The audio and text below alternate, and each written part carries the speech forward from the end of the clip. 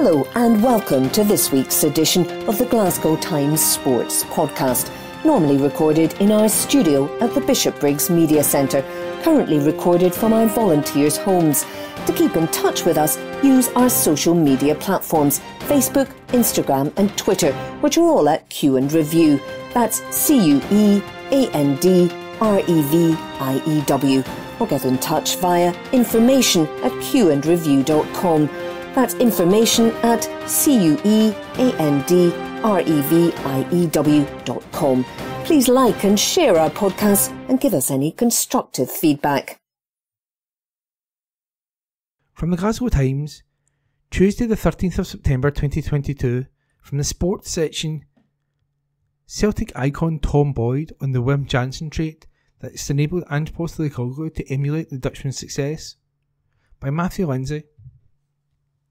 Tom Boyd believes that Ange Postecoglou has transformed Celtic's fortunes just like his former manager Wim Jansen did, thanks to displaying the same single-mindedness as the celebrated Dutchman.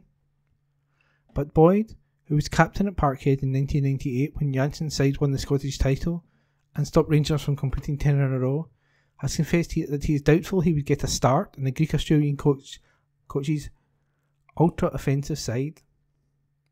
The Scotland left-back had lifted just one trophy, the 1995 Scottish Cup, in 5.5 years in the East End of Glasgow, when ex-Netherlands internationalist Jansen took over. The former European Cup winner and World Cup finalist signed Craig Burley, Jonathan Gould, Darren Jackson, Stefan Mahe, Henrik Larsson, Paul McLambert and Mark Rapier, got his nose outside playing attractive football, and won the League Cup and Premier League double. His old skipper, who attended the launch of Mastermind, the new biography of Jansen, at Celtic Park on Sunday, can recall how the former Feyenoord and Ajax defender come midfielder could be stubborn about tactics. He was impressed that Postecoglou stuck to his attacking principles during the first few months of his debut season, when performances and results fell some way short of what supporters demanded, and can see similarities between the Greek Australian and his predecessor. "Remember when Wim came here," he said. "He was like that in terms of having his style of play and imposing the Dutch style. Ange is a slight variation of that with the high pressing, but Wim stood by his beliefs and ultimately that worked out for us. A manager has to do that, and that is what Ange is doing. The impact Ange has had in the addition of good players coming in is hopefully a recipe for success, and that has been the case so far. It has been great to watch.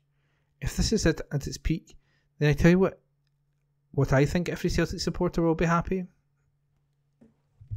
I wouldn't have got a game in this team. Honestly, running up and down. When I played at fullback, I got smarter as I got older, and I developed that attacking sense. But I don't think my goal scoring record was anything to be proud of. I would just set them up for others." Boyd was impressed with the Celtic performance in the Champions League opener against Real Madrid. Despite the final scoreline, the holders ran out comfortable 3-0 winners, and is hoping to continue to play Ange ball against Shakhtar Donetsk and Warsaw in their second Group F match tomorrow evening.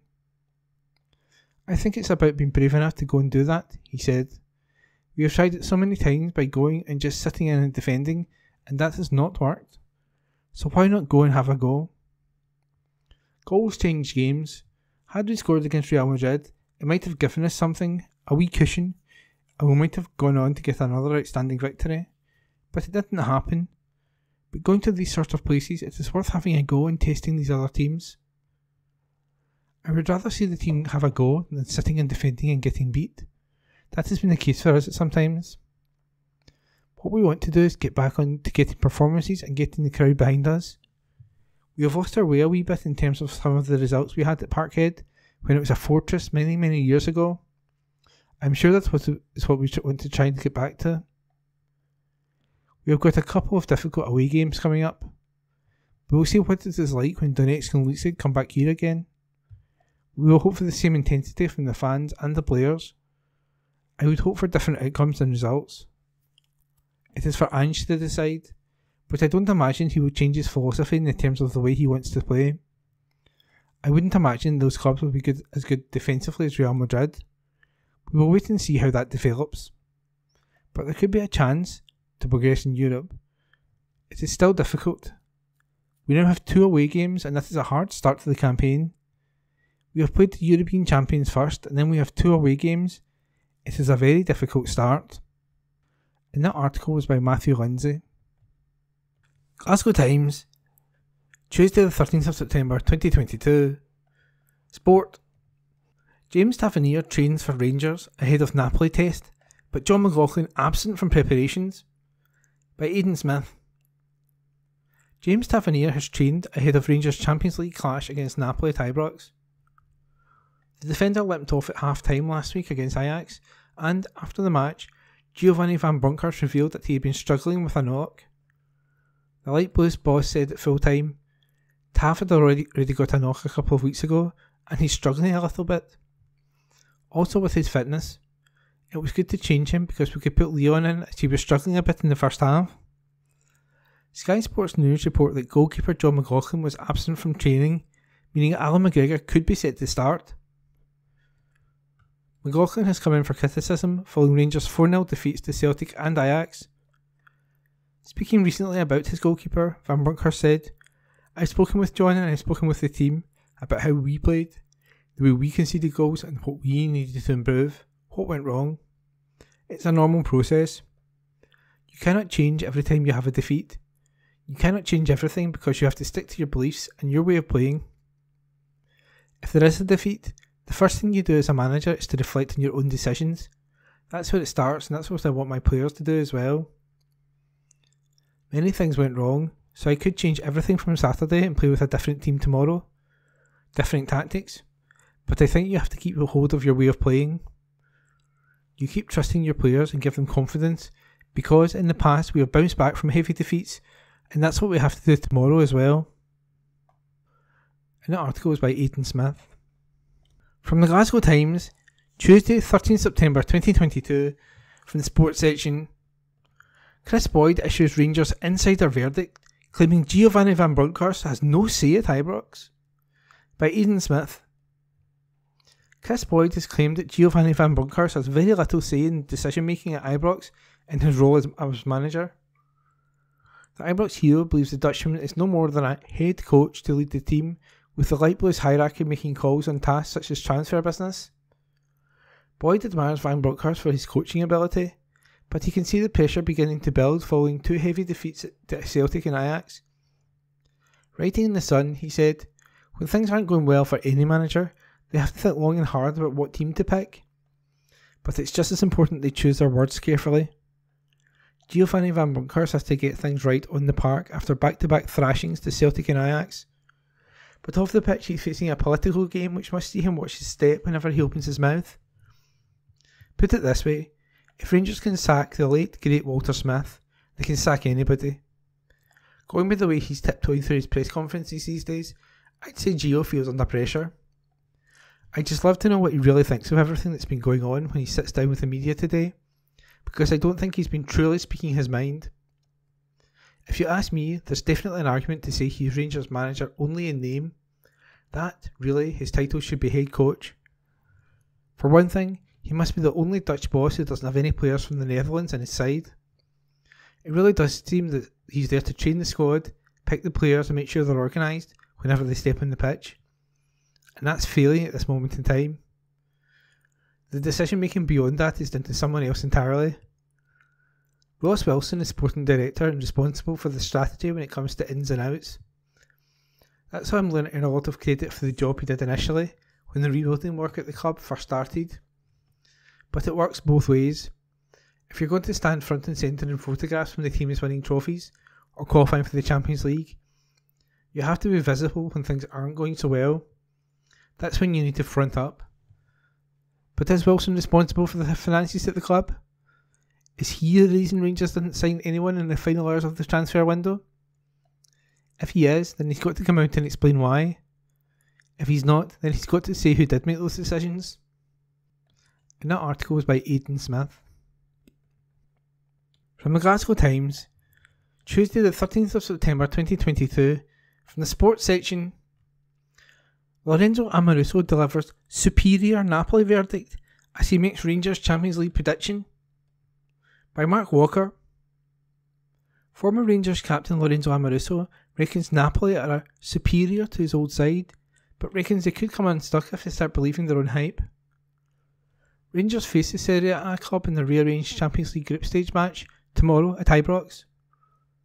The Italian former skipper of Rangers believes his countrymen should prove to be too strong for his old side, but only if they don't crumble and govern. Amoruso said, Rangers will fight to the end and Napoli will be entering with a very warm atmosphere, but Napoli are superior. Napoli's main danger could be themselves. They must understand they cannot even think of underestimating their opponent in the slightest. I think Napoli are improving, and with Luciano Spalletti teams, you find the second seasons are always the best. The fear is they start thinking they're unbeatable and a great team because of what they did to Liverpool. A victory here would give Napoli a very big chance of qualifying. Although they will face 50,000 fans, Napoli are hardly new to this situation. I don't know why there are no away fans, because I can guarantee you there will be no risk to the Napoli fans. I have played for Rangers in Europe and in the league, and I can tell you the Scots are very sporting people. Meanwhile, Amoruso's countryman and former Rangers teammate, Marco Negri, has warned Napoli they will be up to against 12 men tonight. He said, Ibrox is quite an experience. It's the 12th man for Rangers really. Last season, when they reached the Europa League final, they were carried through by their supporters at Ibrox. The first minutes of the game will be vital because Rangers are not in a positive frame of mind after 2 heavy defeats, and their fans will want them to put that right and attack. Also, the game has changed in Scotland a lot.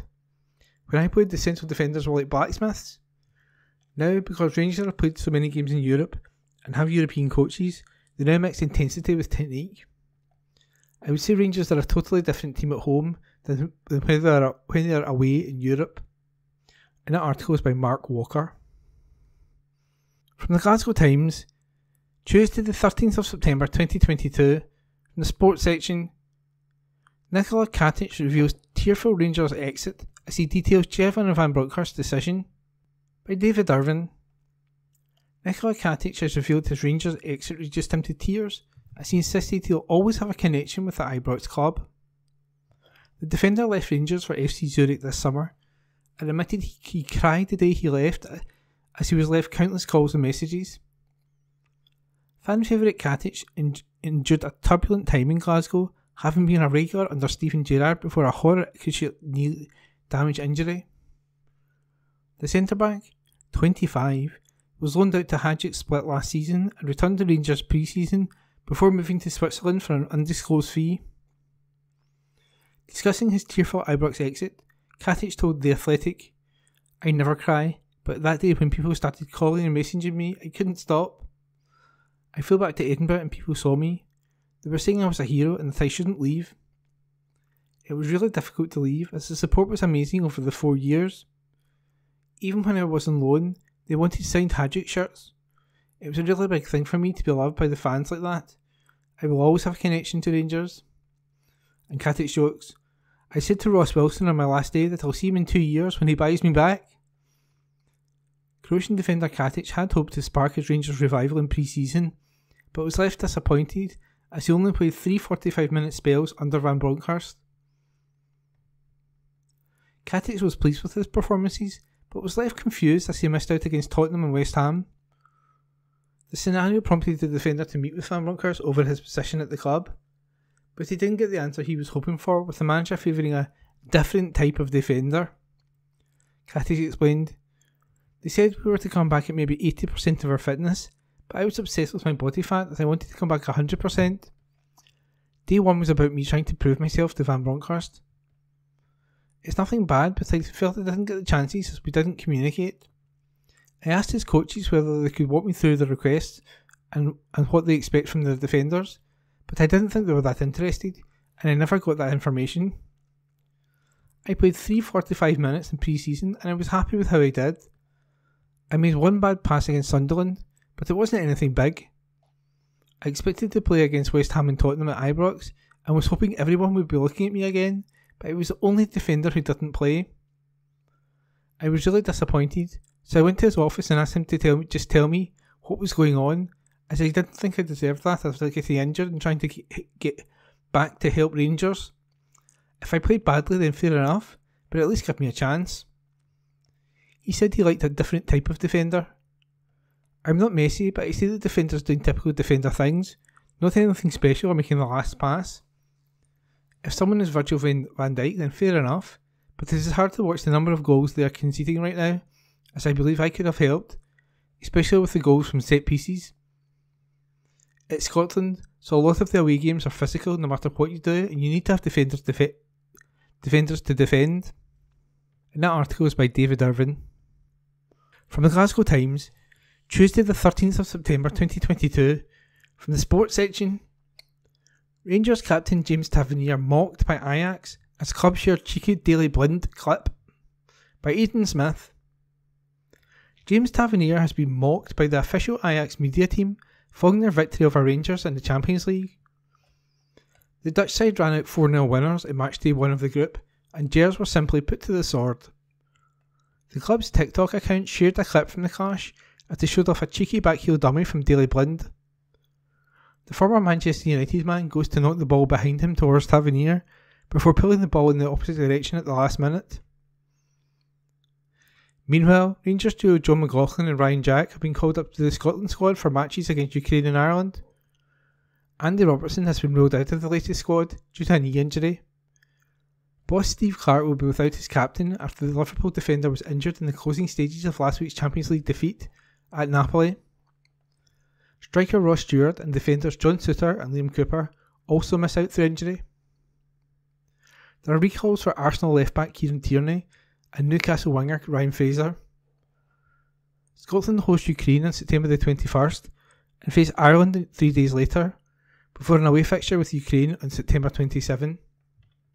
And that article is by Aidan Smith. From the Glasgow Times, Tuesday the 13th of September 2022, from the sports section, Rangers legend pinpoints squad disharmony as he insists club badly need performance. This article is written by David Irvin and read by me, Ian. Rangers legend Brian Laudrup has claimed there is a disharmony in the club's play at the moment. The Ibrox hero reckons there has been a shift from the unity that carried the club to an incredible Europa League final, and demanded his former club find a groove again. Laudrup has admitted he's aware from his own time playing that one big performance can turn the tide again, and he's desperate for a much improved performance against Napoli on Wednesday to banish the nightmare back-to-back 4-0 defeats against Celtic and Ajax. In his Daily Mail column, Laudrup wrote, "There was so much unity about Rangers towards the end of the season, within the squad and among the fans. Now it looks as though there is disharmony in the ways that the team plays. They have to find that harmony again as quickly as possible. I know from experience that it can change in one game.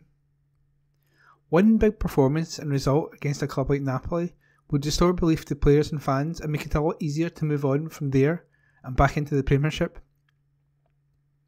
Laudrup also questioned Giovanni Van Bronckhorst's Rangers Champions League comments ahead of the second matchday. The former Ibrox favourite was left puzzled by the manager's decision to make the claim that it would take hundreds of millions to compete in the Champions League. Citing the Europa League wins over Borussia Dortmund and RB Leipzig, Laudrup insists Rangers can compete and branded the comments not the wisest thing to say in public. He added, "After the Ajax game, Van Bronckhorst spoke about needing hundreds of millions to compete in the Champions League. His comments have caused a lot of debate. I don't think they were the wisest thing to say in public." Last season, Van Bronckhorst's team took on Dortmund and Leipzig, two Champions League dropouts, and got the better of them. Okay, the standard of Group A might now be even higher, but Rangers have previously shown they can compete against teams with considerably bigger budgets.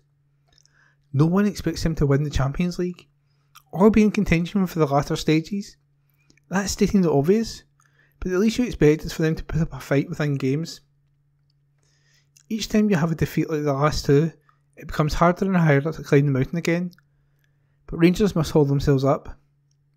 They badly need a performance offering signs of improvement, and a stabilising result. Most fans would accept a draw tomorrow night as long as the performance was there. And that article is by David Irvin. From the Glasgow Times, Tuesday the 13th of September 2022, Sport. Ryan Fraser Scotland recall explained by Steve Clarke. By David Irvin. Steve Clarke has explained there was No real process ahead of recalling Ryan Fraser to the Scotland squad. The Newcastle winger was selected in the national team for the matches against Ukraine and Ireland in the Nations League. Fraser's return to the international fold comes after he withdrew from a Scotland camp last year with a calf injury before being pictured in light Newcastle training. However, after discussions between Fraser and Scotland boss Clark last year, it was decided he would be selected if he's fit and performing for his club side. Now, Clark has recalled Fraser to the national side for the first time in almost a year. Quizzed on the decision to include Fraser, Clark responded, "There's no real process with Ryan. I said in March, when he missed the 2 friendly matches, we had a chat. Ryan wasn't playing for Newcastle at the time. I said at the time, if he's fit and playing well for Newcastle, he's definitely one that we have to consider for selection. That's why he's in the squad this time, because he's fit and available and playing well for Newcastle." And that article is by David Irvin. From the Glasgow Times, Tuesday the 13th of September 2022, from the sports section, Steve Clarke names Scotland squad for Nations League matches as Andy Robertson misses out. By David Irvin. Steve Clarke has named his Scotland squad for the upcoming Nations League matches against Ukraine and Ireland. The Hampden boss will be without captain Andy Robertson for the fixtures, as the Liverpool man battles back to fitness at his club. Liverpool boss Jurgen Klopp yesterday revealed, "Robbo now is not 100%. He felt something very late, 93rd or whatever minute. Actually, he felt it the next day only. But yeah, I would see he's out for at least until after the international break." Scotland take on Ukraine both home and away, as well as Ireland in the upcoming international break. Ryan Fraser has been handed a recall to the Scotland squad after withdrawing from a national team camp last year. John McLaughlin and Ryan Porteous have both earned call-ups, and Kieran Tierney and Kelly McLean come straight back in after overcoming injuries. The Scotland squad in full. Goalkeepers: Craig Gordon, Liam Kelly, Joe McLaughlin. Defenders: Grant Hanley, Jack Hendry, Aaron Hickey, Scott McKenna, Nathan Patterson, Ryan Porteous, Anthony Ralston, Greg Taylor, Kieran Tierney. Midfielders: Stuart Armstrong, Billy Gilmore, Ryan Jack, John McGinn, Callum McGregor, Kenny McLean, Scott McTominay, David Turnbull. Forwards: Lyndon Dykes, Shea Adams, Jacob Brown, Ryan Christie, Ryan Fraser. And that article was written by David Irvin.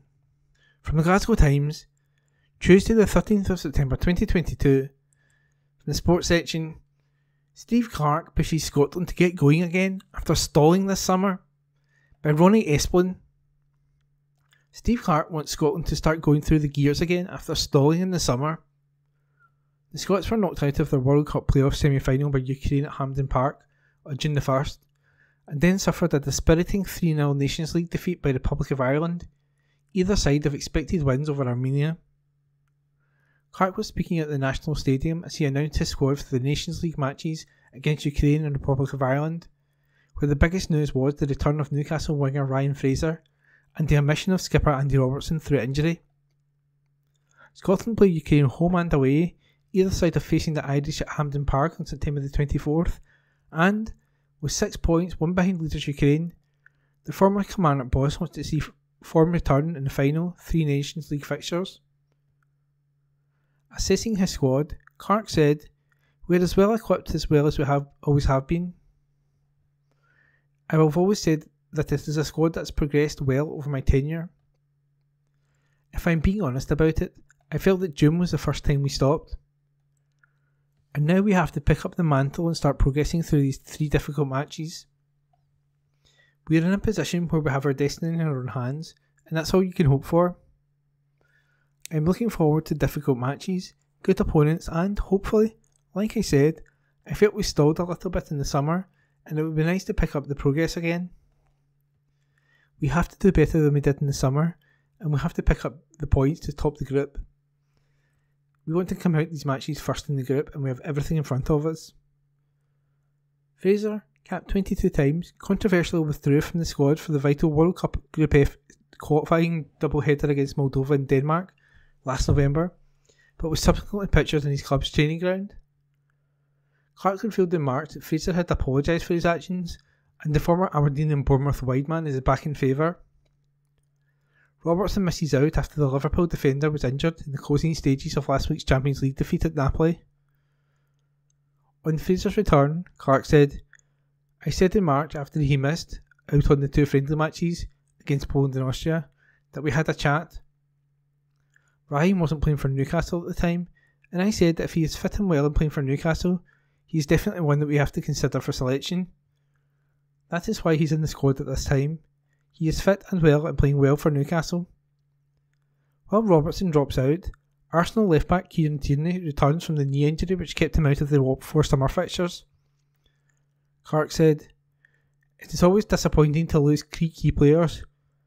Andy is obviously a key player, captain, a big character for us within the squad, but as you lose one top quality left-back, you get one back with Kieran being available this time. I suppose that softens the blow, but you want all your good players fit and available. But one of the poorer sides of international football is that you know you will lose players to injury. You just have to deal with it." And that article is by Ronnie Esplin. From the Glasgow Times, Tuesday the 13th of September 2022, from the sports section. UEFA revealed Rangers and Celtic Champions League commemorative plans to honour the Queen, by David Irvin and Ewan Payton. UEFA have confirmed commemorative plans have been put in place to honour the Queen in this week's upcoming Champions League matches featuring UK sides. Both Celtic and Rangers are in Champions League action this week, with matches against Shakhtar Donetsk and Napoli respectively. Celtic travelled to Poland to play the Ukrainian side in the second matchday of the competition, with Rangers at Ibrox as Napoli jetting to Scotland. And UEFA have now confirmed a set of commemorative plans are in place for UK clubs competing in Europe as a mark of respect to Queen Elizabeth after her passing last week. All matches featuring UK sides will begin with a moment of silence, and players could also wear black armbands to commemorate the life of the Queen.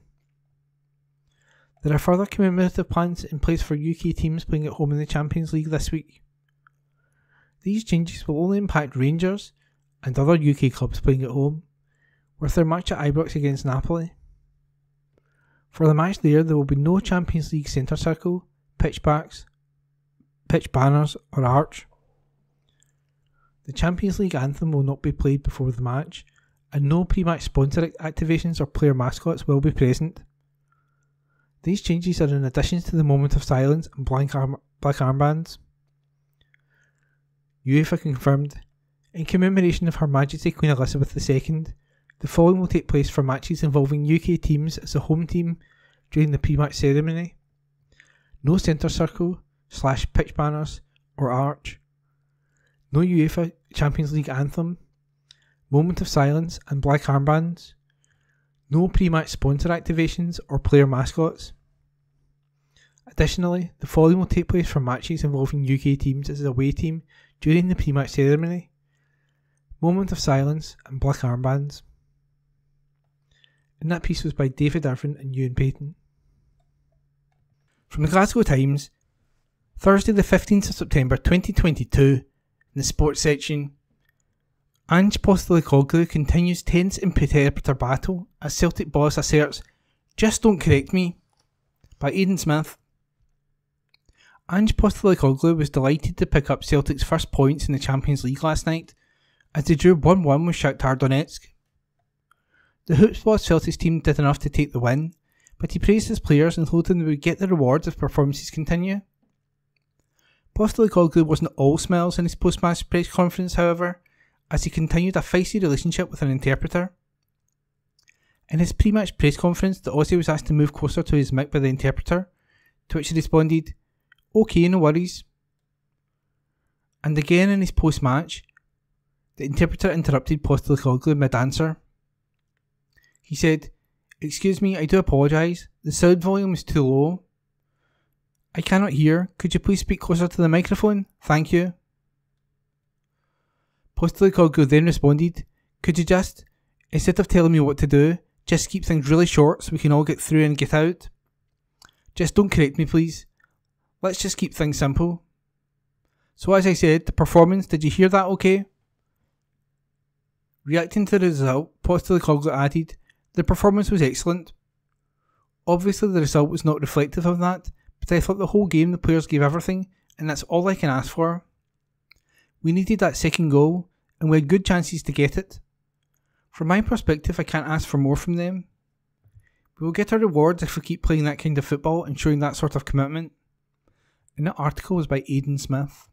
From the Glasgow Times, Thursday the 15th of September 2022, from the sports section, "Celtic have arrived in Champions League," says Callum McGregor, despite ruining missed chances in Shakhtar draw. By Graham McGarry. Callum McGregor is pleased that Celtic have arrived in their Champions League group by getting their first point against Shakhtar Donetsk, but said this is a sign of how far Ange Postecoglou's team have come, that there is a tinge of disappointment they didn't get all three. Celtic dominated the game against the Ukrainian champions in Warsaw and spurred numerous opportunities to win the game, particularly near the end as they piled the pressure in Shakhtar Donetsk. But while the Celtic captain was frustrated by that, he was also heartened by the way his team played on the night, and says that the players will take further belief from their performance that they can qualify from Group F. "We spoke about it as a group today, that we want to arrive, and the only way to do that is to get points in the group," McGregor said. "A point is a good result when you come out here away. Obviously the home fixtures will be important, but getting something on the board tonight was really vital too, and another stage for us to go a little bit more. That tonight will give us another bit to believe we can get something in the group. To come here and play so well here, the only 15-minute spell before half time we had to dig in and be resilient and get through that period in the game. But I thought second half we were really good and created 4 or 5 big chances. The next stage for the group is to put one of those away and win the game, but this gives us belief, and hopefully that will be there for games to come. It shows you how well we played and the mentality of the group, that they do believe they can do something in the group." After the credit Celtic took for their performance against Real Madrid on match day 1, McGregor said it was vital they returned home to Glasgow this week with more than just plaudits to show for their efforts. He says it is another sign of how far the Celtic team have come, that they were able to come away from home and dominate so much of the game against a side like Shakhtar Donetsk, and it won't be long before they take the next step and get the rewards they feel they deserve. "It's just another little marker we can work towards, and hopefully the next round of fixtures we can go and get that win," he said. And that article was by Graham McGarry. From the Glasgow Times, Thursday the 15th of September 2022, in the sports section, "Chris Sutton fires cheeky Rangers penalty swipe after Napoli controversy in the Champions League." By Aidan Smith. Chris Sutton fired a cheeky sarcastic swipe at Rangers as the Govan outfit was defeated 3-0 by Napoli in the Champions League last night. James Sands was sent off for conceding a penalty in the second half for a foul on Giovanni Simeone after being booked minutes earlier. Returning goalkeeper Alan McGregor brilliantly saved Piotr Zielinski's first penalty, from which Matteo Politano scored the rebound, and his second attempt after a lengthy VAR check decided the spot kick had to be retaken for encroachment. However, another Napoli penalty arrived when Rangers left-back Borna Barisic handled in the box, and this time Politano found the bottom corner. Giacomo Raspadori added a second with 5 minutes remaining, and fellow substitute Tanguy Ndombele grabbed a third in added time to leave Rangers with no points from the first 2 Group A games. The penalty controversy sparked a cheeky response from Sutton, who tweeted, "Rangers get penalties awarded against them at Ibrox in Europe." Giovanni Van Bronckhorst felt the Sands red card changed the game. He explained, "Until the red card, we gave Napoli a really tough game. We were organised, good in the game, and players were giving everything to get a good result. We created chances to open the scoring, and it was a nice battle to see, but of course with the sending off, we knew it was going to be difficult." Allen saved the penalty twice, which was fantastic. But the first goal we conceded when we changed the way we were playing, because we need to attack, and you know you're going to get more space. So in the end, I think the 3-0 defeat did not reflect the difference in quality. And that article was by Aidan Smith. From the Glasgow Times, Thursday the 15th of September 2022, from the sports section, Giovanni Van Bronckhorst assesses Alfredo Morelos showing in Rangers' defeat to Napoli, by Christopher Jack. Giovanni Van Bronckhorst reckons Alfredo Morelos is reaping the rewards of his efforts on and off the park after leading the line against Napoli at Ibrox. The striker made his first start of the season on Wednesday night and showed glimpses that he's moving through the gears after a public scolding from his boss earlier this term. Morelos was left out of the playoff victory over PSV Eindhoven as his fitness and mentality were questioned by Van Bronckhorst just days after his red card madness against Hibernian. He was unable to inspire Rangers to a much needed win over Serie A giants, and a 3-0 defeat leaves Van Bronckhorst's side with it all to do if they were to continue in Europe after Christmas. But the Dutchman was encouraged by what he saw from his main striker before he was replaced by Antonio Kolak for the closing stages of the Group A clash. Van Bronckhorst said, "I said before already that it has been a very positive week for him. Clearly you can see he's working hard. I thought the first start for him would be after a couple of weeks, but he has done well. He was very dangerous. He could have scored in the first minute. We know what he will bring to the team. In the Napoli game we needed him to be the target man and hold the ball up. In the first half he played really well and should have got some free kicks in favour of him with the physical battles he had to take with the defenders. He's clearly on another level to what he was a couple of months ago. We still have Antonio who is performing well, especially up front. In the number 9 position I think we have 2 players who can give me what I want." And that article was by Christopher Jack. From the Glasgow Times, Thursday the 15th of September 2022, from the sports section, Giovanni Van Bronckhorst details Rangers' selection as summer signings miss out on Napoli starting spots, by Christopher Jack. Giovanni Van Bronckhorst has defended his Rangers selection calls after all 7 of his summer signings were snubbed for the Champions League defeat to Napoli. The Italians clinched a 3-0 victory on Wednesday night as James Sands saw red and Rangers were left on the end of a harsh defeat after an encouraging performance. But the starting lineup that Van Bronckhorst picked has raised questions over the Ibrox squad as 5 of his new recruits, minus the injured John Souttar and Tom Lawrence, took up a spot on the bench for must-win Group A encounter. 5 of those that started against the Serie A giants featured in Steven Gerrard's first European encounter 4 years ago, and criticism of the transfer strategy overseen by Van Bronckhorst and Ross Wilson continues to build this term. Van Bronckhorst said, "I always pick the team who I think will win the game. I'm not going to pick 11 players and say, okay, I'll put 3 new signings in and 4 who have been here for 10 years. It doesn't work like that. I have my 2 eyes, I can see how their performances are. I can see how they train. I don't look at the new signings or players who have been here for a longer number of years.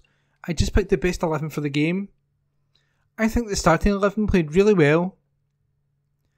Van Bronckhorst introduced Antonio Kolak, Rabbi Matondo and Malik Tillman in the second half, as Rangers attempted to salvage something from their second group clash. But there was no action for Ben Davies, and he was overlooked when Van Bronckhorst introduced Liam King in a tactical reshuffle after the dismissal of Sands. Van Bronckhorst said, "Ben Davies? Why do I have to talk about Ben Davies? He has been injured, he's just back in training. I put players in who I think will be ready to play. That is why I put Leon in first. He defends really well. He defended really well in the second half against Ajax. That's why I put him on, and why Ben didn't start." And that article was by Christopher Jack. From the Glasgow Times, Thursday the 15th of September 2022, from the sports section, Jota and Celtic miss chances frustration as he makes "you will suffer at this level" claim, by Aidan MacDonald. Celtic attacker Jota has commented on how frustrating it was that he and his teammates did not take all 3 points against Shakhtar Donetsk. Ange Postecoglou's side took the lead early in Warsaw thanks to a deflected Rio Hatate goal, but were pegged back by the Ukrainian opponents after a wonderful strike by Mikhailo Mudryk. The match ended 1-1 despite the Scottish champions dominating the majority of the game. And, after the 90 minutes was over, when asked if he was happy about the result, the winger did not hide his disappointment. "Of course not," he said. "As Celtic players, we always aim for victory, and today we really wanted to get the victory. Unlucky we didn't get it, but we have to keep on working, and there's plenty of matches to play. We keep on having some good chances, but we don't finish them, and, at this level, Champions League level, if you don't make it, you suffer for sure." Despite his obvious frustration, the 23-year-old maintained the Parkhead side are on the right track. He continued, "But we will learn from this, and there's a belief in this group that we can go to higher places.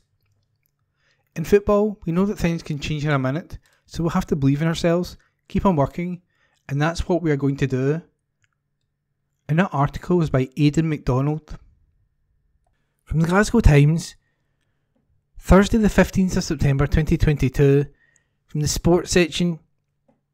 Napoli boss Luciano Spalletti hails incredible Rangers atmosphere heat, declaring it felt like being in a toaster. By Aidan Smith. Napoli boss Luciano Spalletti has hailed Rangers fans for creating an incredible atmosphere during their Champions League group stage clash. Ibrox was a sellout of home fans, with no visiting supporters allowed inside the stadium due to a police shortage following the Queen's death. Spalletti was taken aback by the noise the Rangers fans created, and he described the heat of battle like being in a toaster. Speaking after the game, the Napoli manager said, "It was an emotional evening because we were in a historic stadium with an incredible fan base, and the roar at the start, because it was so tight, because it was so close to the pitch, felt like being in a toaster because of the heat of it. I saw a good team. Rangers played a very good match, the kind of match they had to play. They had a little bit of bad luck at the start with some forays into the box. We had a bit of luck that the ball dropped in front of Alex Meret on a few occasions. We managed to unravel things because, in terms of play, in terms of using the ball, in terms of keeping the ball moving, my team is strong, and so, as we expected, little by little we managed to turn the direction of the game. As far as the penalties, in my opinion the referee was perfect and exceptional. A referee of enormous personality, and when it comes to the decisions, I think he was correct." And that article was by Aidan Smith.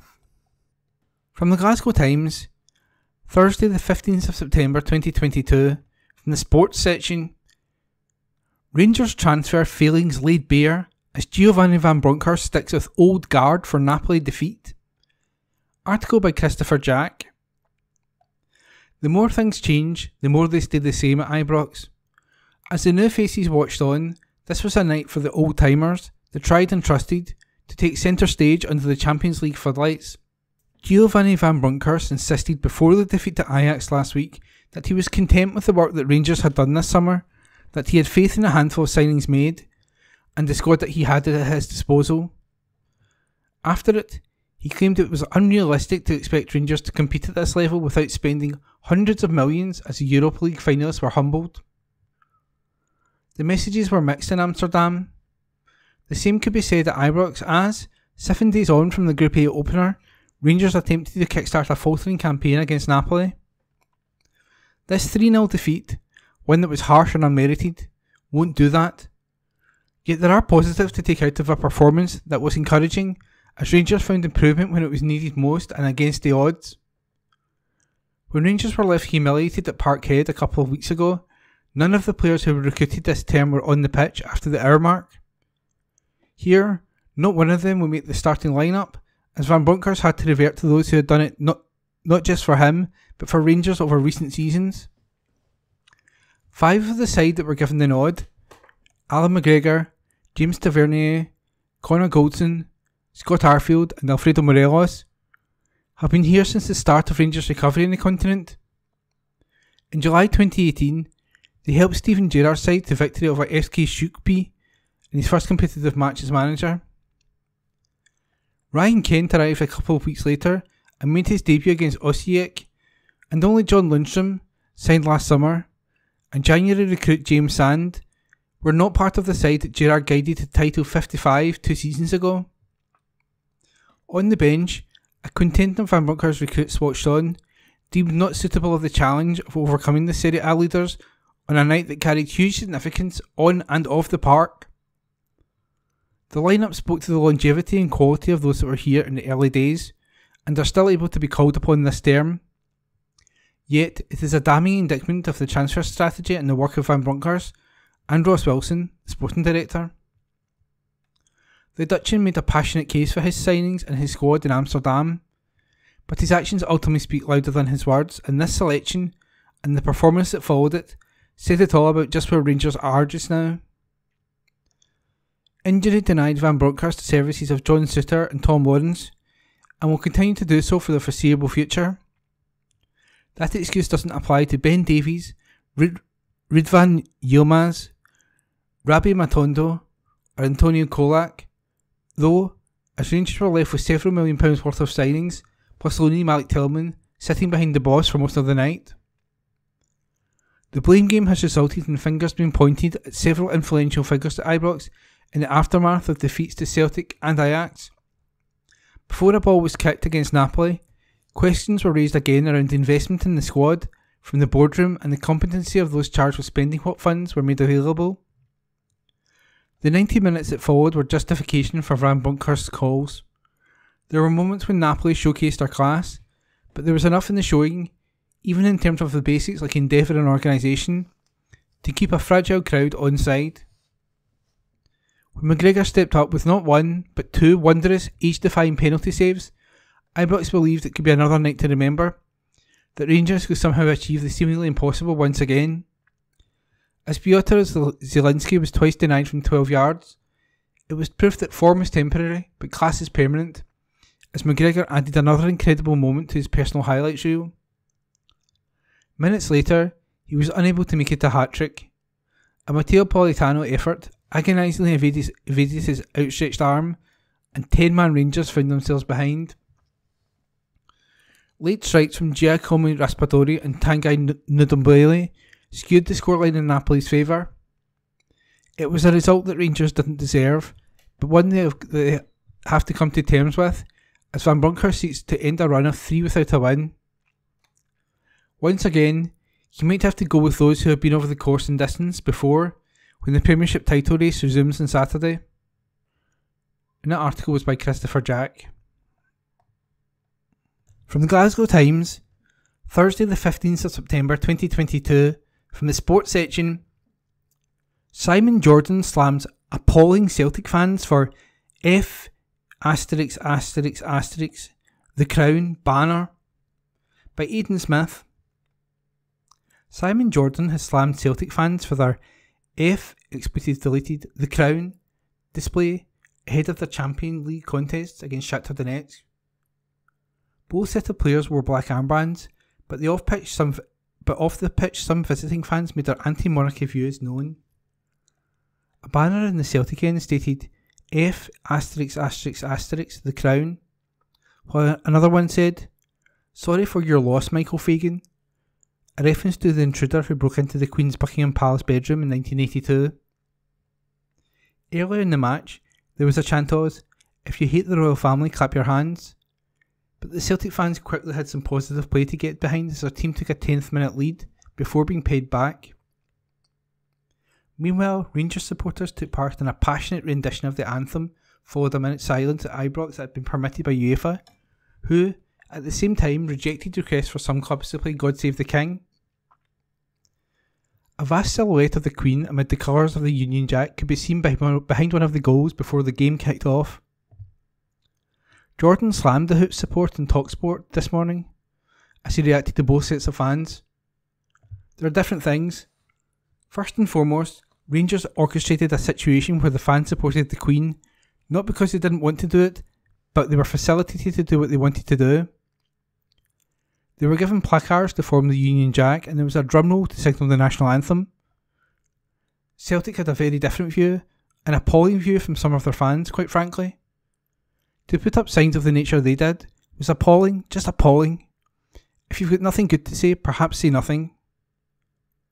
I know there's times when I say things that perhaps are a little bit strong and full of hyperbole, but I ask questions about this. If you don't like something, don't go it and see it rather than put up ridiculous, insulting and derisory banners about the Queen and who broke into her house and God knows whatever else. But the problem is this: I don't like clubs being sanctioned for the actions of individuals. They're not the thought police. It's unfair in the club. Rangers are going to be held to one account because they facilitated the outcome they wanted with the fans. Celtic fans facilitated nothing.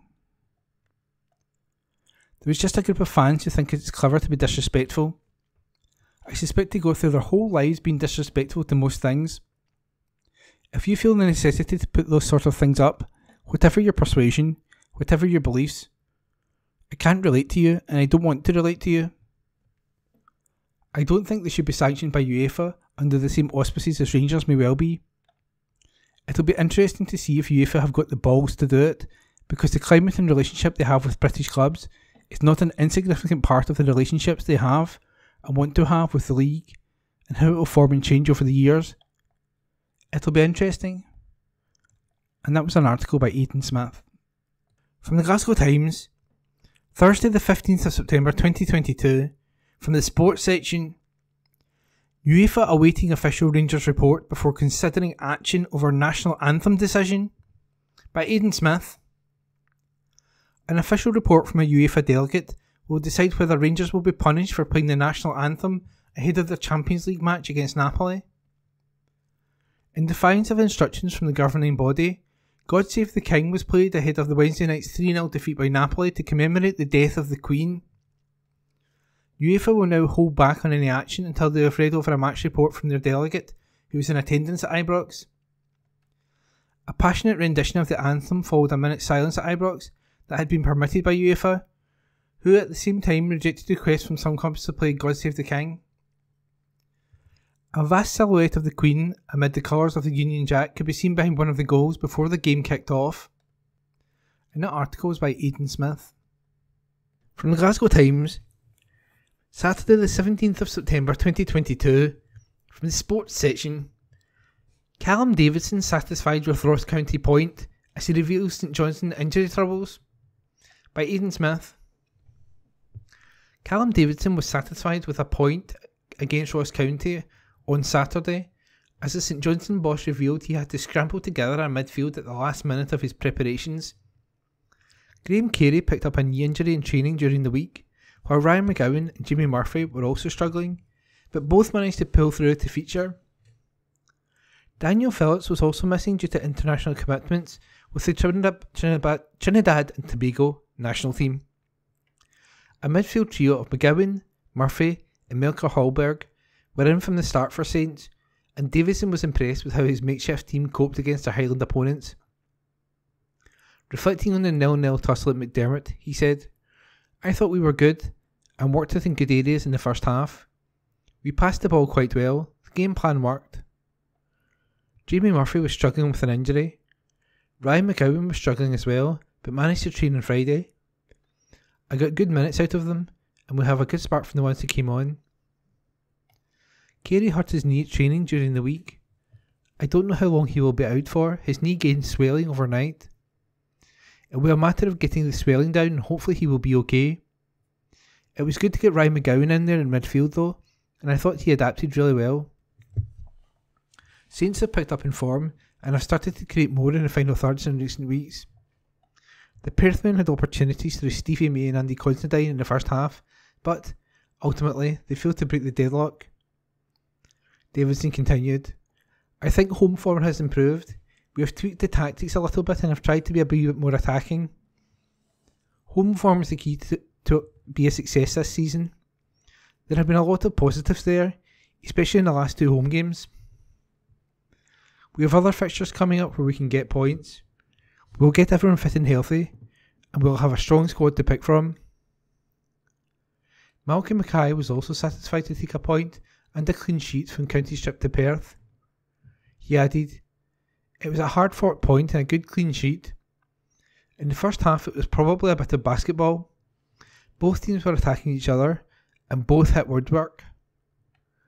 Second half we came out with intent and pushed them back, and we had some people who were dominant in the wide areas. I was disappointed with the quality in the final third, because that was going to win it. The final cross, final pass, final strike.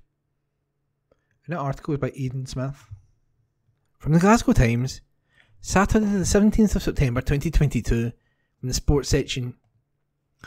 Cove takes shine off Stuart Bannigan's birthday with late equaliser as Thistle go top, by James Kearney. Partick Thistle moved top of the championship despite shipping 2 late goals against Cove Rangers at Firhill. Stevie Lawless opened the scoring with a first half thunderbolt from the edge of the area before Stuart Bannigan left Jim McAnally's side with a mountain to climb, bedoubling his side's advantages not long after the break. However, 2 late goals from Cove centre half Mark Reynolds ensured a smash and grab point for their visitors as the home side were undone by 2 set pieces. With Ayr United dropping points against Raith, Lee Bullen's men were defeated 3-2 at Starks Park.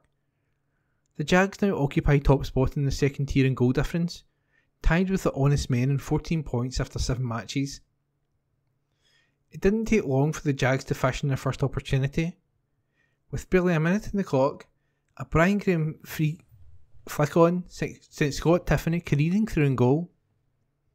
The winger's first touch was sublime, delicately dinking the ball beyond the last man as he walks by him, but Cove keeper Kyle Gourley did well to rush out and close down the shot. Thistle maintained the early pressure, attacking with numbers and with intent, while the visitors broke forward on the counter-attack intermittently. A superb through ball in 10 minutes sent Thistle right back Jack McMillan bursting into the box, having caught out the Cove defence. His low ball across the box was intercepted before it fell kindly to the feet of Graham. The centre forward drilled a low shot towards the far corner. Tiffany, from just a few yards out, stuck out a boot, but somehow the ball flew over the bar. The opportunities kept falling the way of the home side. A clever run from Graham got the better of Cove's offside trap, but the striker's first touch was a tad heavy and allowed Gourley to rush off his line and deny him. With 20 minutes on the clock, Thistle got the lead their play deserved. McMillan, lurking outside the opposition box, squared the ball to Lawless on the edge of the D. The winger took one touch before slamming the ball into the top right corner, giving Gourley little chance of stopping it. Cove were down, but they were not out. A succession of corners and free kicks in dangerous areas caused a bit of alarm in the host defence, and McAnally's side carried a real threat at set pieces. At the other end, Lawless did well to pick out McMillan's overlapping run, but the fullback shot was palmed away by Gourley as the Jags searched for a second. A long ball over the top looked to have caught the Thistle defence out as Mitch Megginson latched onto it and bore down in goal, but Aaron Muirhead recovered superbly with a well-timed slide tackle on his own box to deny the Cove striker. Tiffany would have one last chance before the interval, shifting past Scott Ross with a terrific piece of skill as he advanced into the box from the left, but the angle was too narrow and his shot was easily repelled. Central defender Ross was then taking off at the break, having suffered an injury in fairly innocuous looking circumstances. Thistle maintained their front foot approach upon the restart and were unlucky not to double their lead when Kyle Turner's inviting delivery from a free kick fell favourably into the path of Graham, only for the centre forward to volley over from close range. Ian McCall's men wouldn't be deterred though, and when the second arrived it couldn't have been from a more fitting figure. Bannigan, looking at the back post, deftly plucked the ball out of the air before tying it in from a narrow angle to mark his 30th birthday in style. Given this was a week when a testimonial was announced for the long-serving midfielder, as well as his impending induction into the club's Hall of Fame, few could begrudge him running the length of the park to celebrate with supporters in the John Lambie stand, who soon burst into a rendition of Happy Birthday. With the game approaching full time, McMillan had to be replaced after picking up a knock, with Lee Hodgson coming on to replace him. Graham and Tiffany were also brought off, replaced by Anton Dowds and Aidan Fitzpatrick for the final 15 minutes. Fitzpatrick had only been on for a minute when he was a whisker away from scoring a goal of the season contender. Connecting brilliantly with a lofty pass forward, the winger's volley from the edge of the area lobbed the keeper but shaved it outside of the far post. There was still time for Bannigan to receive one last birthday card. With Cove breaking forward, the midfielder bundled over Charlie Bilmore 30 yards from goal, and his efforts were rewarded with a booking. The resulting set-piece eventually fell to the feet of Reynolds, who prodded the ball home from a close range in 80 minutes. The defender would have his second of the afternoon a few minutes later. A sheer-looking corner for the visitors wasn't adequately dealt with, and when the ball fell to Reynolds' path, the centre-back required no second invitation to slam the ball home. Thistle pushed hard to restore the lead in the remaining few minutes, but the damage was done. Some excellent work from Lawless down the right resulted in a neat cut back to Fitzpatrick, but the substitute has his back to goal, and his back heel never looked like going in. Kevin Holt would head over from close range in the game's dying moments, as McCall's men were forced to settle for a point. And that piece was by James Kearney. From the Glasgow Times, Saturday the 17th of September 2022, from the sports section, Dundee United fans interrupt Rangers' minute silence for the Queen with "Lizzie's in a box" chants. By David Irvin. Dundee United supporters today interrupted a minute's silence for the Queen ahead of their match against Rangers with vile "Lizzie's in a box" chants. Rangers had announced plans for a minute's silence before a rendition of the national anthem in honour of the Queen, who passed away last week. However, as the players gathered at the centre circle, boos could be heard from the travelling support, with some supporters opposing the tribute. After Kevin Clancy's whistle to start the minute's silence, further boos were heard from some of the travelling support at Ibrox. Chants of "Lizzie's in a box" were then heard as the rest of Ibrox fell silent to pay their respects. Following the minute's silence, Rangers fans showed their fury at the chants as they booed the away supporters as the rendition of the national anthem began. And that report was by David Irvin. From the Glasgow Times, Saturday the 17th of September 2022, from the sports section, Hibs 3, Aberdeen 1.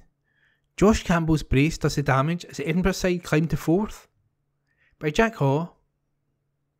At the very least, Hibernian season ticket holders appear to be getting their money's worth.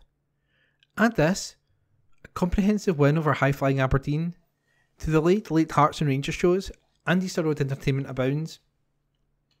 Whisper it quietly, but that's also the Highbees up to 4th, leapfrogging their battered and bruised guests.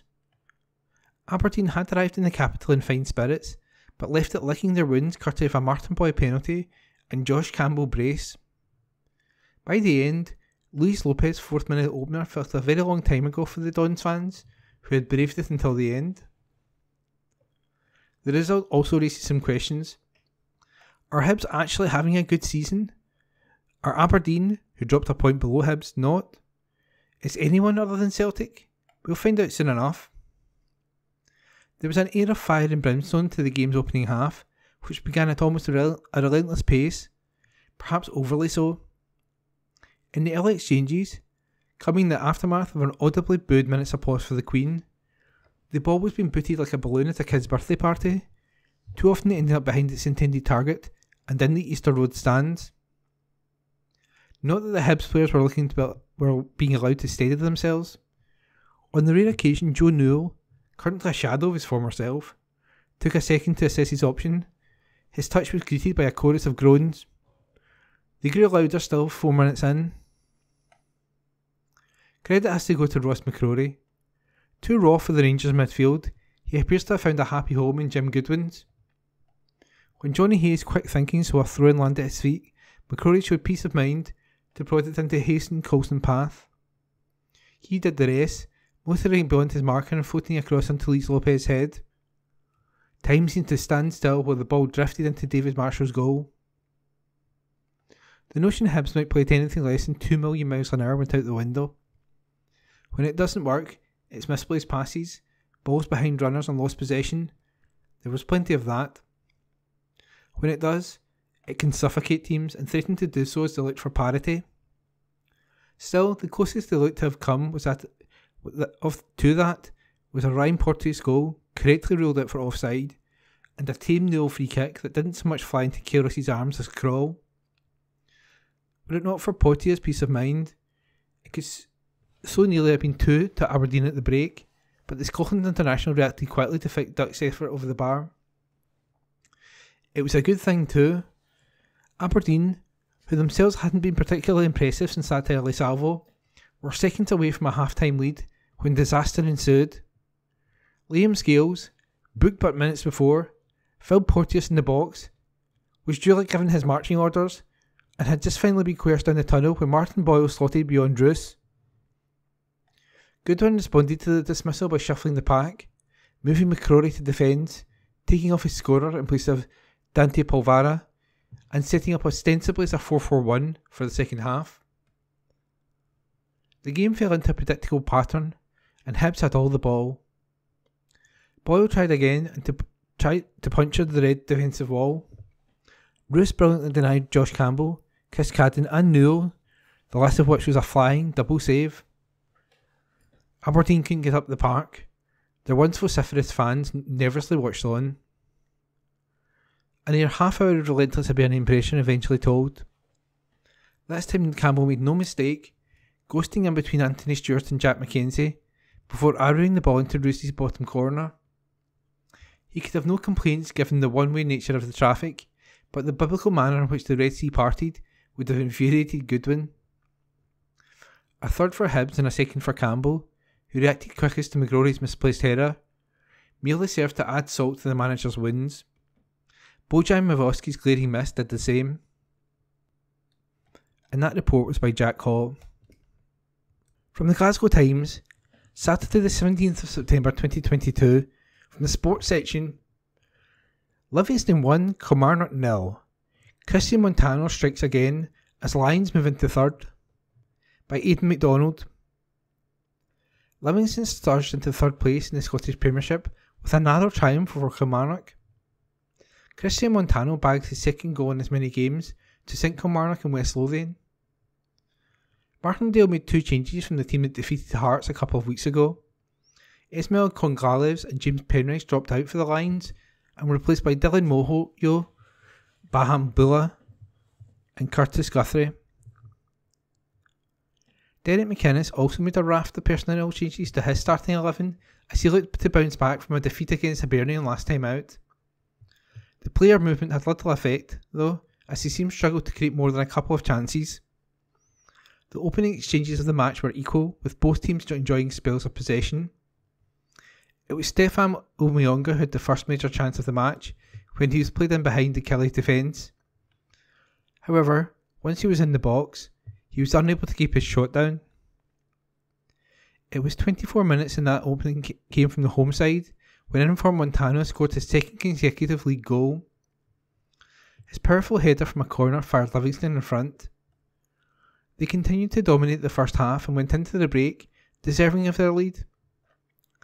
Into the second half, and McKinnon's men looked to try to get a grip in the game after a poor previous 45 minutes. Once again, though, the Lions snuffed out any of their attacks and were defensively sound when required to defend set pieces. The Kelly boss attempted to change his team's fortunes by making a triple substitution with half an hour left to play. Daniel Armstrong, Jerry Dorset and Liam Polworth were replaced by Fraser Murray, Jordan Jones and Brad Lyons. It was just not the Ayrshire side's day though, as the Almonville team continued to weather a storm of their pressure. Scott Pittman should have made Livy's head lead more comfortable after great work from Bahambula led him to slicing the ball across the box to the midfielder, but he put his shot wide just yards from goal. Soon after, the home team could have had another goal when Goncalves missed a ball that was flashed back across the box as well. Despite these late misses, Livingston came out victorious, and Kilmarnock slumped to another defeat which leaves them second bottom of the table. And that article is by Aidan MacDonald. From the Glasgow Times, Saturday the 17th of September 2022, from the sports section, Rangers 2, Dundee United 1. Birthday boy Antonio Kola next double to end Ibrox club's 3-game losing run. By Matthew Lindsay. Antonio Kolak returned to the Rangers side in the cinched Premiership game against Dundee United at Ibrox today, and celebrated his 29th birthday with a double that ended his side's disappointing 3-match losing run. Kolak, who was replaced with Alfredo Morelos in the Champions League match against Napoli and Govan on Wednesday, opened the scoring in the 8th minute after being supplied by James Tavernier.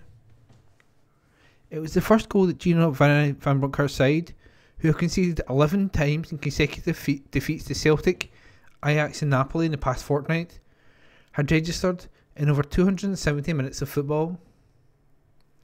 The Croatian internationalist added a second 4 minutes into the second half, when he got in the end of a cross from his countryman Borna Barisic and volleyed beyond Carl-Johan Eriksson from a tight angle. The 3 times capped striker, a 1.8 million signing from PAOK in Greece back in July, has now been on target 9 times in the 13 appearances he has made in the 2022-23 campaign. Rangers had to work to secure all 3 points against rivals who have not won in the top flight this season and in bottom place in the table and are without a permanent manager. Caretaker Liam Fox replaced Glenn Middleton with Sadat Ada at the start of the second half, and the substitute was involved in the build-up to the goal that right-back Liam Smith scored in the 59th minute. Rangers held on to move to within 2 points of leader Celtic, who play St Mirren and Paisley tomorrow, Sunday, and avoid suffering 4 straight league defeats for the first time since 1985. But there remains much work for Van Bronckhorst to do before the Scottish Cup winners travel to Edinburgh to take on third place Hearts at Tynecastle in 2 weeks. The Dutchman, possibly with half an eye on the match against Liverpool at Anfield next month, which Jamie Sands, who was sent off against Napoli in midweek, is suspended for, named Leon King at centre half. The teenager was joined in the starting lineup by his contemporary Charlie McCann. The youngster slotted into the midfield alongside Ryan Jack and John Lundstrom. It was good to see 2 of Scotland's most promising players getting starts in the Europa League finalists. It is to be hoped they continue to feature at home and abroad in the months ahead. But the absences of Glenn Kamara and Rabbi Matondo from the Rangers matchday squad raised eyebrows more than the Jew's inclusion. Matondo, the young Welsh winger who joined from Schalke 04 Germany in July, looked fantastic pre-season, but his last league start came in the 2-2 draw with Hibernian at Easter Road a month ago. Online rumours that he has been disciplined and dropped were rebutted by his employers. Van Bronckhorst stated yesterday that he had the same squad available to him as he had for the Napoli match.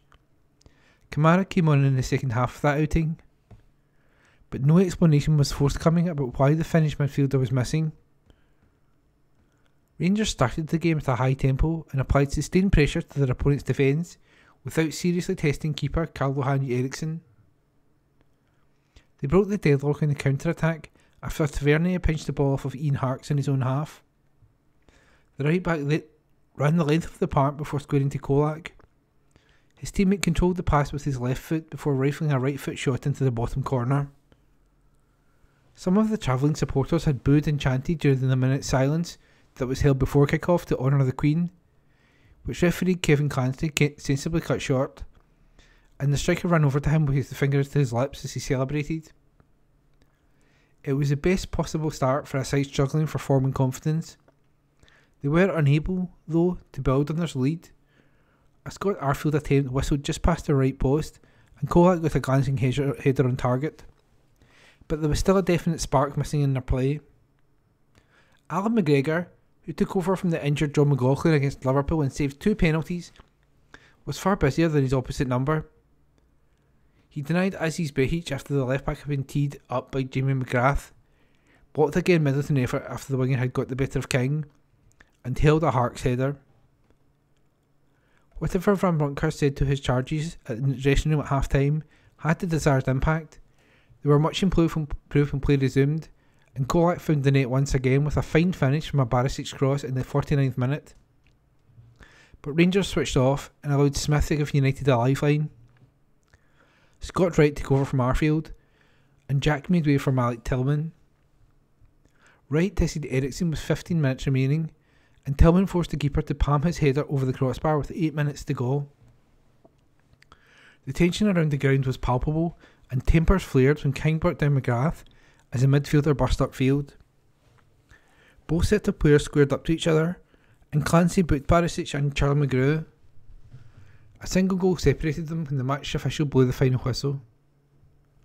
And that report was by Matthew Lindsay. Evening Times Sport, September 19. Robert McIntyre wins playoff in Italian Open. Scotland's Robert McIntyre defeated United States Open champion Matt Fitzpatrick in a playoff to win his second DP World Tour title in the DS Automobiles Italian Open. McIntyre birdied the first extra hole at Marco Simeone Golf and Country Club, the venue for next year's Ryder Cup, after he and Fitzpatrick had finished tied on 14 under par, a shot ahead of France's Victor Perez. Pre-tournament favourite Rory McIlroy, who was within a shot of the lead until hitting his tee shot on the 16th into the water, finished fourth on 12 under. McIntyre told Sky Sports, "This means everything. I was down and out 2 or 3 months ago. I didn't know what I was doing, didn't know where to go. But we spoke to the right people, started working with coach Simon Shanks, and I've hit 2 of the perfect golf shots into the last. There's so much hard work gone into this. I hit a terrible shot on 15, which I thought was backs against the wall, but we dug in. I've got a dogged attitude, never give up. I get punched, but I punch back. The birdies coming in were massive, and thankfully, I got one there in the playoff." Speaking about next year's Ryder Cup after winning the second qualifying event, the left-hander added, "It's my main goal. It's my only goal for the next year. I've done it on the golf course. We are well away from the Ryder Cup, obviously, but it's my number one priority. I think I've made a good start. I was close last time, and I went to try to get my PGA Tour card, but it didn't work out. At the start of the week, I didn't think this week was going to be the one with the style of golf course, the way it was playing, but we worked on a few things on Tuesday and Wednesday, and I felt so in control of my golf ball this week." McIntyre began the final round 3 shots off Fitzpatrick's lead, but stormed to the top of the leaderboard with 6 birdies and a front 9 of 29. A bogey on the 10th briefly halted McIntyre's charge, but he birdied the 12th and 13th, and at that point was 3 clear of Fitzpatrick, who had followed 10 straight pars, with a birdie on the 11th. However, Fitzpatrick then came agonisingly close to an albatross on the par 5 12th, as his approach from 212 yards hit the centre of the pin and left him just 3 feet for eagle, while McIntyre was dropping a shot on the 14th. McIntyre also bogeyed the 15th but birdied the 16th and 18th to set the clubhouse target, with Fitzpatrick also making a birdie on the final hole to force the playoff after dropping a shot on the 17th. A perfect drive on the first extra hole set McIntyre up for a relatively straightforward birdie, but Fitzpatrick appeared to be put off by cameras clicking during his swing and was unable to recover after pulling his tee shot into the rough. McIlroy, who began the round a shot off the lead, battled back from a double bogey on the first and was 1 off the lead after his 5th birdie of the day on the 15th, only to push his tee shot on the next into the water. Evening Times Sport, September 19. Napoli fans who were banned from Rangers Champions League trip get flight costs refunded. Report by Mark Walker.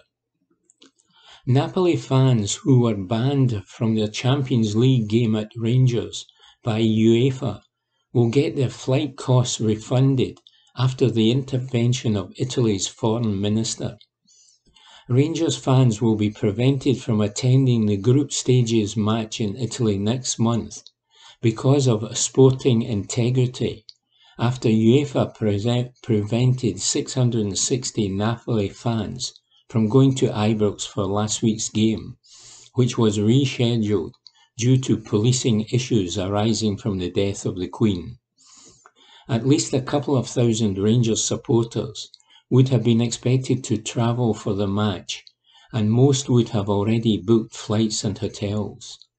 And they will be interested to learn that their Italian counterparts have not only had their tickets refunded by Napoli, but their flight tickets to Glasgow will be refunded by EasyJet. Italian Government Minister Luigi Di Maio wrote to both EasyJet and Ryanair, pleading with the airlines to refund the Napoli fans who were travelling to Scotland, and his intervention has worked. EasyJet's Italian operations base responded by stating, all passengers who were unable to travel due to changes to scheduled events in the UK were given the opportunity to contact our customer service to discuss any options, which will be assessed on a case-by-case basis. Rangers will play at Napoli on October 26 in the penultimate game in the group. Report by Mark Walker. Evening Times Sport, September 19. St Mirren players wanted to die for one another, says boss Robinson. Report by Graham McGarry.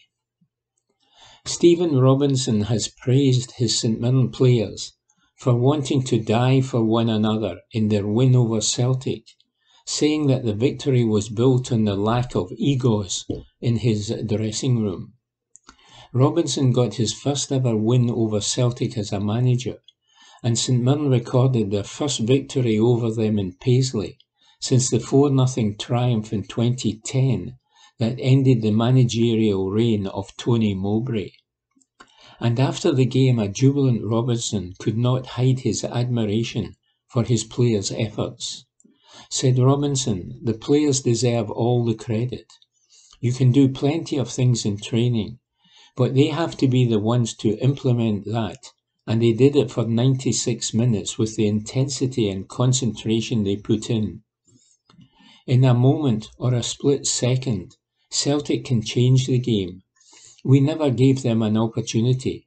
We did not give their creative players any room to play, and I thought we were fantastic on the break. Potentially it could even have been more.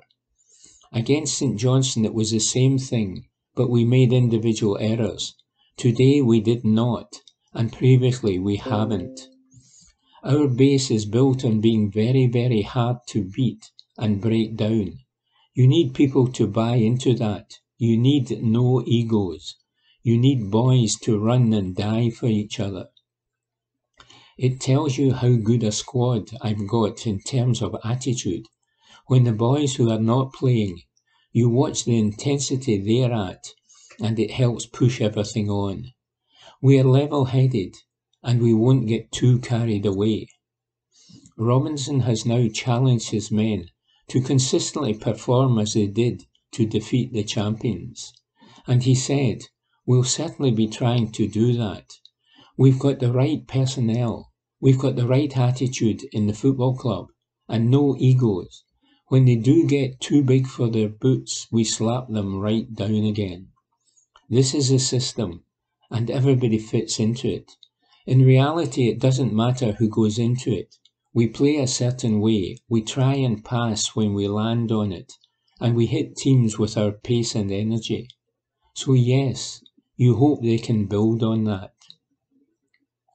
As normally happens after either side of the Old Firm taste defeat, the focus tends to be on the fallout from their point of view, as they rake over the coals of what went wrong. But Robinson was not concerned about the achievement of his team being overlooked in the coming days. He said, I'm not too bothered about getting the credit, to be honest. I know how good a performance it was, and in that dressing room there's been a lot of credit given to the players. But it's one performance and one result. When you start thinking you're a good team, that's when football has a way of giving you your comeuppance. We have beaten a lot of teams, and it's been Hibs weren't very good on the day. Dundee United weren't very good on the day. Ross County, etc. We're just quietly going under the radar and we're happy with that. There's no egos in the club and none in the dressing room. We'll give them a few days off, let them reset their batteries and enjoy today. Football doesn't give you too many good moments when you're managing clubs like ourselves, the smaller clubs. So we'll enjoy today.